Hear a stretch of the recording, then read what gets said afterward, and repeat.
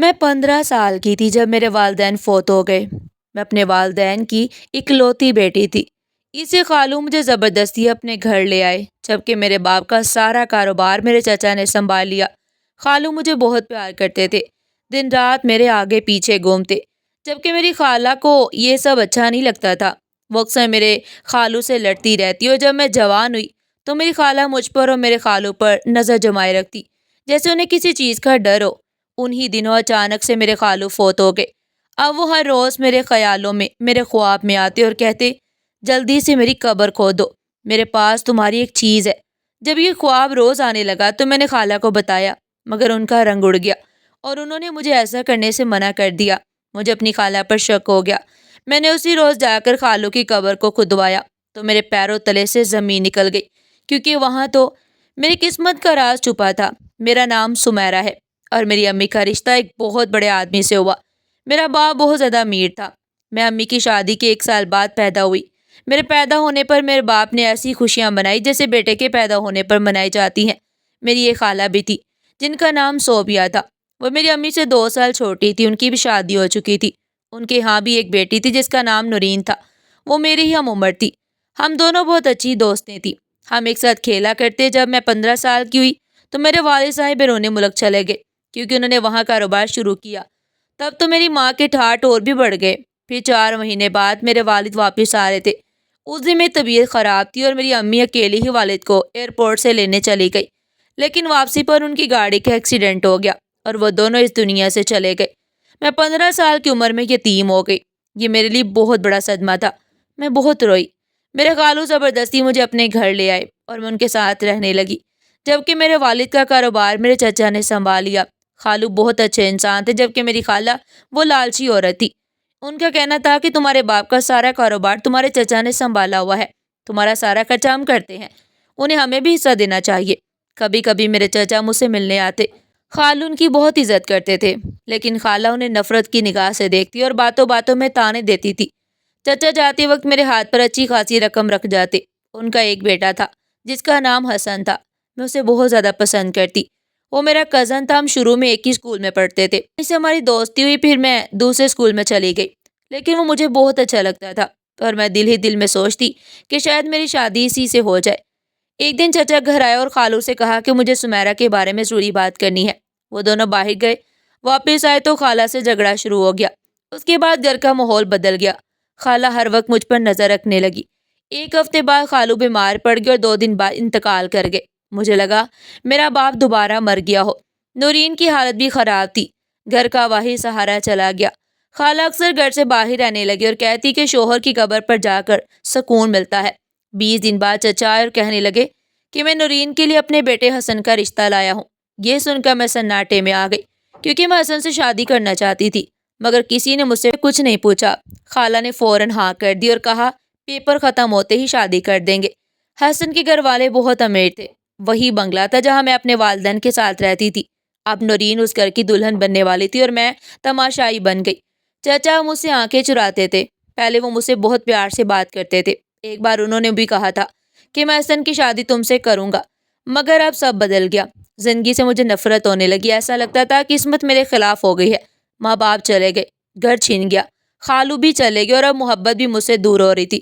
منگنی کی تیاریاں شروع ہو گئی۔ ہم سب ان کے گھر گئے، بازار گئے۔ نورین نے مہنگے مہنگے جوڑے لیے، خالہ نے بھی اچھا جوڑا لیا۔ جب میری باری آئی تو چچا نے ایک سادہ سا جوڑا پکڑا دیا اور کہا تمہارا بھی کام ہو گیا۔ مجھے وہ بالکل پسند نہیں تھا۔ اس رات میں بہت روئی اور جب سوئی تو خواب میں خالو آئے۔ انہوں نے میرے سر پر ہاتھ رکھا اور کہا مجھے تم سے ضروری بات کرنی ہے، جا کر میری قبر کھودو، اس کے اندر تمہاری ایک چیز ہے۔ وہ بار بار یہی کہتے رہے کہ جلدی کرو جلدی کرو، جیسے وہ بتانا چاہ رہے ہوں کہ جلدی کرو۔ اچانک سے میری آنکھ کھل گئی۔ مجھے لگا یہ خواب ہی تھا۔ آج کل ویسے بھی میں انہیں بہت یاد کر رہی تھی۔ وہ بہت اچھے انسان تھے، مجھے آج بھی یاد ہے۔ جب کبھی بچپن میں میری اور نورین کی لڑائی ہو جاتی تھی، وہ ہمیشہ میرا ساتھ دیتے۔ ایک دفعہ تو میں نے خالہ کو یہ کہتے ہوئے بھی سنا کہ اپنی بیٹی غیروں کی طرح پال رہے ہو اور غیروں کی بیٹی کو اپنوں کی طرح پال رہے ہو۔ یہ میری خالہ خالو سے بول رہی تھی۔ پھر خالو کہنے لگے کہ میں اس کا باپ ہوں، تم اس کی ماں ہو، لیکن سمیرہ ہماری بیٹی نہیں ہے، اس کے ماں باپ اس دنیا سے جا چکے ہیں۔ اگر ہم اس کا ساتھ نہیں دیں گے، اسے نارمل محسوس نہیں کروائیں گے، تو اس کی شخصیت پر برا اثر پڑے گا، اس کی شخصیت میں خلا پیدا ہو جائے گا، اس لیے ہمیں اسے زیادہ توجہ دینی چاہیے۔ میرے چاچو نے تو میرا خیال کرنا چھوڑ دیا تھا۔ منگنی پر جوڑا انہوں نے میرے لیے پسند کیا، وہ اتنا برا تھا کہ میں بالکل بھی نہ پہنتی، مگر پھر بھی میں نے چپ چاپ پہن لیا۔ حسن میرے لیے حسرت بن گیا جو میں دل میں ہی کہہ دو کر رہ گیا۔ اب مجھے صرف نماز پڑھ کر اللہ تعالیٰ کے قرب میں ہی سکون ملتا۔ لیکن ایک دن میں نے اپنی خالہ کو فون پر بات کرتے ہوئے سن لیا۔ وہ کافی زیادہ پریشان تھی۔ میں چاچو سے بات کر رہی تھی، پتہ نہیں وہ آپس میں کیا خسر پسر کر رہے تھے، لیکن کوئی نہ کوئی مسئلہ ضرور تھا، مگر خالہ مجھ سے ہر بات چھپا لیتی۔ آج رات کو پھر مجھے خالو خواب میں آئے، پھر سے وہی بات کہہ رہے تھے کہ میری قبر کھلواؤ، اس کے اندر تمہاری ایک چیز ہے اور پھر اس کے بعد سب ٹھیک ہو جائے گا، پریشان نہیں ہونا۔ اس دفعہ انہوں نے یہ بات بھی کہی کہ پریشان نہیں ہونا۔ جب انسان کو 2 دفعہ ایک ہی خواب آئے تو وہ پریشان ہو ہی جاتا ہے۔ مجھے لگتا تھا ان پر کوئی بوجھ ہے، اس لیے میں نماز کی بات ان کے لیے کچھ نہ کچھ پڑھتی رہتی تھی، پھر بھی وہ میرے خواب میں آ رہے تھے۔ میں نے ایک دن یہ بات اپنی خالہ سے کر دی، ان کو یہ بھی بتایا کہ وہ خواب میں آ کر کیا کہتے ہیں۔ وہ حیران رہ گئی، ان کی شکل عجیب سی بن گئی، ان کا رنگ اڑ گیا۔ انہوں نے کہا تمہارا دماغ خراب ہو گیا، اسی لیے تمہیں اس طرح کے خواب آ رہے ہیں، ایسی کوئی بات نہیں ہے۔ میری خالہ کو کوئی پرواہ نہیں تھی۔ آج کل میری طبیعت بھی بہت زیادہ خراب رہتی، میرے سر میں مسلسل درد رہتا، جب میں نماز پڑھتی تو درد ختم ہو جاتا، تسبیح وغیرہ پڑھتی رہتی تو ٹھیک رہتی، کوئی دوائی مجھ پر اثر نہیں کرتی۔ ایک دفعہ تو میں سیڑھیوں سے بری طرح گرنے لگی، اگر میں نے اپنے آپ کو سنبھالنا نہیں ہوتا تو میں بہت ہی بری طرح گرتی۔ اگلے دن میرے چاچو آئے تو میری چاچی کی بات پر ان سے بہت بحث کر رہی تھی۔ جب میں نے ان کی باتیں سنی تو وہ اپنی نورین کے نام اچھی خاصی زمین لکھنے کا کہہ رہے تھے اور میرے چاچو ان کی ہاں میں ہاں ملا رہے تھے۔ مجھے حیرت ہوتی کہ میرے چاچو میری خالہ کی ہر بات کیسے مان جاتے ہیں، پہلے تو کبھی ایسے نہیں ہوا تھا۔ اچانک نورین نے مجھے ان کی باتیں سنتے ہوئے دیکھ لیا۔ اس نے کہا تم باتیں سن رہی ہو؟ میں نے کہا نہیں نہیں، میں تو یہاں سے گزر رہی تھی، بس چاچو کو دیکھ کر رک گئی تھی۔ نورین نے مجھے ڈانٹ کر اپنے کمرے میں بھیج دیا۔ جب سے نورین کی منگنی ہوئی تو اس کا رویہ ہی بدل گیا تھا، وہ مجھے ہر وقت نیچا دکھانے کی کوشش کرتی رہتی۔ میرے چاچو اس دن مجھ سے ملنے بغیر ہی چلے گئے۔ آج رات پھر مجھے وہی خواب آیا، مجھے شک پڑ گیا کوئی نہ کوئی گڑبڑ ضرور تھی۔ میں نے ایک مفتی صاحب کے پاس کہ ان کو جا کر اپنا مسئلہ بتایا۔ انہوں نے کہا بیٹا اتنا جب بار بار خواب میں آتا ہے تو کوئی نہ کوئی بات ضرور ہوتی ہے، جو اس دنیا سے چلا جائے اس طرح اپنی خواہش ظاہر کرے تو اس کے بارے میں سوچنا چاہیے۔ میں نے کہا میں نے اپنی خالہ کو بتایا ہے، لیکن وہ جواب نہیں دیتی۔ انہوں نے کہا میں تمہارے خالوں کو اچھی طرح جانتا تھا، اگر تمہیں اسے تسلی نہیں ہو رہی تو پھر میں تمہارے ساتھ چلتا ہوں، ہم یہ کام کروا لیں گے، 2 4 لوگوں کو بھی ساتھ لے جائیں گے، ایسی کوئی بات نہیں، ہمارا ارادہ کوئی غلط تو نہیں ہے۔ میں نے کہا مجھے ایک نہیں نہ جانے کتنے خواب آئے ہیں۔ انہوں نے کہا پھر تسلی کر لینی چاہیے۔ جب میری خالہ کو ان ساری باتوں پر یقین نہیں تھا، ان کو کوئی سروکار بھی نہیں تھا کہ کیا کرنا اور کیا نہیں، تو میں نے سوچا کہ میں ان کو نہیں بتاؤں گی۔ جب سے میری خالو اس دنیا سے گئے تھے میری خالہ کا رویہ بہت عجیب سا ہو گیا، اب وہ مجھ سے پیار سے بات بھی نہیں کرتی، میرے ساتھ بدتمیزی بھی کرتی تھی۔ خالو کا بھی کسی طرح کا کوئی لحاظ نہیں رکھا، وہ تو ایسے رہ رہی تھی جیسے ان کی بیٹی کی نہیں کہ ان کی شادی ہو۔ خالہ شوق رنگوں کے کپڑے پہنتی، گھر میں کسی بات کا احترام نہیں کیا جاتا۔ ابھی اس گھر کے سربراہ کو گئے ہوئے کچھ ہی مہینے ہوئے تھے، میں نے مولوی صاحب کے ساتھ قبرستان میں جانے کا ارادہ کیا، قبر کھدوانا شروع کر دی۔ مجھے بار بار خالو کے الفاظ یاد آ رہے تھے کہ قبر کو کھدواؤ، اس کے اندر تمہاری ایک چیز ہے، اس کے بعد تمہاری زندگی میں سب کچھ ٹھیک ہو جائے گا۔ اچانک وہ چیز ہماری آنکھوں کے سامنے آ گئی، کالے رنگ کا شاپر تھا جس کا اس قبر میں کوئی بھی کام نہیں تھا۔ جب ہم نے وہاں سے وہ شاپر نکال لیا تو ہم لوگ کافی حیران رہ گئے۔ قبر کو پھر سے اسی طرح بند کروا دیا گیا۔ جب شاپر کو ایک سائڈ پر جا کر کھولا تو میں مزید حیران رہ گئی۔ مولوی صاحب نے کہا کہ کوئی معاملہ ہے لیکن میں تمہیں پریشان نہیں کرنا چاہتا تھا۔ اس شاپر کے اندر میرے استعمال کے کپڑے تھے اور 2 پتلے تھے، ایک میرا اور ایک میرے چاچو کا۔ اس کے علاوہ اس میں اور بھی بہت سی عجیب عجیب قسم کی چیزیں تھیں جن کا تعلق کس چیز سے ہو سکتا ہے۔ صاف پتہ چل رہا تھا کسی نے مجھ پر اور میرے چاچو پر جادو کروایا تھا۔ واپس آئے مولوی صاحب نے کہا مجھے پوری بات بتاؤ۔ میں نے انہیں سب بتا دیا کہ گھر میں کس طرح کی حرکتیں ہو رہی ہیں، چھوٹی سے لے کر بڑی بات تک سب بتا دی۔ انہوں نے کہا تمہاری خالہ نے تم پر عمل کروایا ہے، میں کلام پاک کے ذریعے اس کو ختم کر دوں گا، لیکن کس مقصد سے کروایا یہ تم ہی جانتی ہوگی۔ ہم نے وہ چیزیں باہر نکال دی، اس کا مطلب اب وہ عمل ختم ہو جائے گا۔ میں اپنی چاچی کے گھر چلی گئی، انہیں سب بتا دیا، مولوی صاحب سے بات بھی کروائی۔ انہوں نے اپنا سر پکڑ لیا، مجھے کہا ہمیں بھی ایسا لگتا ہے کہ کوئی نہ کوئی گڑبڑ ضرور ہے، کیونکہ ہم نے تمہارے خالو سے تمہارے رشتے کی بات کی تھی، مگر تمہاری خالہ نے ان سے جھگڑا شروع کر دیا۔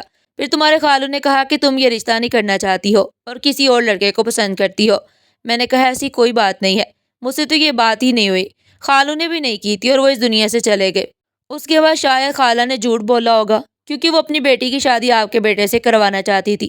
میرے چاچو کا کہنا تھا کہ وہ صرف شادی نہیں کروانا چاہتی تھی بلکہ وہ کہتی ہیں کہ یہ گھر بھی میری بیٹی کے نام کر دو، جائیداد کا 50% حصہ بھی میری بیٹی کے نام کرو۔ اور سچ تو یہ ہے کہ میں یہ سب نہ چاہتی ہوئے بھی ان کی بات مان رہا تھا۔ کوئی انجانی طاقت تھی جو مجھ سے یہ سب کروا رہی تھی، مگر اب مجھے لگتا ہے میں بالکل ٹھیک ہو گئی ہوں۔ میں نے اپنے چاچو سے کہا آپ لوگ مجھ سے ناراض کیوں تھے؟ انہوں نے کہا تمہاری خالہ نے ہمیں بتایا ہے کہ تم حسن اور ہمارے بارے میں بری بری باتیں کرتی ہو، اس لیے ہمیں غصہ آ گیا تھا۔ میں نے انہیں خواب اور قبر والی ساری بات بتا دی اور کہا ایسا نہیں ہے، میں تو حسن کو پسند کرتی تھی۔ وہ لوگ بھی حیران رہ گئے۔ انہوں نے کہا کہ ہماری بیٹی تم ہو، ہمارا رشتہ تو تمہارے ساتھ ہے، ہم بھلا کیوں اس کی بیٹی کے ساتھ رشتہ کرتے؟ ہمیں تو کہا گیا تھا کہ تم یہ شادی نہیں کرنا چاہتی، اس لیے ہم یہ سب کر رہے ہیں، لیکن اب ہم اس منگنی کو ختم کر دیں گے، تمہاری شادی حسن کے ساتھ ہوگی، وہ اپنے خون کو اپنے گھر میں لے کر آئے، ویسے بھی یہ سب کچھ تمہارا ہی ہے۔ میرے چاچو نے فون کیا اور منگنی ختم کر دی۔ اس کے بعد میں اس گھر میں واپس نہیں گئی۔ میری خالہ کا مجھے فون آیا، انہوں نے مجھ سے ایسی بات کی جیسے میں ان کی بہن کی بیٹی نہیں بلکہ کوئی دشمن ہوں۔ میری آنکھوں میں آنسو آ گئے، پر انہوں نے بھی تو میرے ساتھ بہت برا کیا تھا۔ نورین نے بھی مجھے بہت بری بری باتیں سنانا شروع کر دی۔ دونوں ماں بیٹی کے روپ کھل کر سامنے آ گئے۔ میں تو حیران تھی کہ ان کے دل میں میرے لیے اتنی زیادہ نفرت تھی۔ مجھے تو لگتا تھا کہ میرے خالو کو بھی انہی نے کوئی عمل کر کے مروایا ہوگا، کیونکہ خالو ہمیشہ سے میری سائڈ لیتے۔ میرے چاچو نے کہا ہم زیادہ دیر نہیں کریں گے۔ انہوں نے فوراً نکاح کی رسم کروائی، ساتھ ہی میں اس گھر میں رہنے لگی۔ آج حسن میرا شوہر ہے، مجھے میری محبت مل گئی، میرا گھر بھی جہاں میرا بچپن گزرا۔ میں اپنی خالہ پر حیران ہوں کہ خالہ تو ماں جیسی ہوتی ہے، انہوں نے میرے ساتھ اتنا برا کیوں کیا؟ انہوں نے نورین کی شادی ایک امیر خاندان میں کر دی تھی۔ خدا کی کرنی ایسی ہوئی کہ میرے 2 بیٹے ہو گئے اور نورین بے اولاد رہی۔ اس کی شوہر نے دوسری شادی کر لی اور پچھلے دنوں میری خالہ پر فالج کا اٹیک ہوا تھا۔ وہ ہاسپٹل میں لاوارثوں کی طرح پڑی ہیں۔ جس بیٹی کے لیے وہ یہ سب کر رہی تھی، اس بیٹی نے بھی آج انہیں اکیلا چھوڑ دیا ہے۔ بس وہ اپنی آخری سانسیں پوری کر رہی ہیں اور میں اپنے گھر میں اپنے شوہر کے ساتھ ہنسی خوشی زندگی گزار رہی ہوں۔ ناظرین، آپ کو ہماری آج کی کہانی کیسی لگی؟ کمنٹ سیکشن میں اپنی قیمتی رائے کا اظہار ضرور کیجیے گا۔ اس طرح کی مزید سبق آموز کہانی سننے کے لیے چینل کو سبسکرائب کریں، ویڈیو کو لائک کریں اور زیادہ سے زیادہ شیئر کریں۔ پھر ملتے ہیں ایک نئی اور سبق آموز کہانی کے ساتھ، تب تک کے لیے اللہ حافظ۔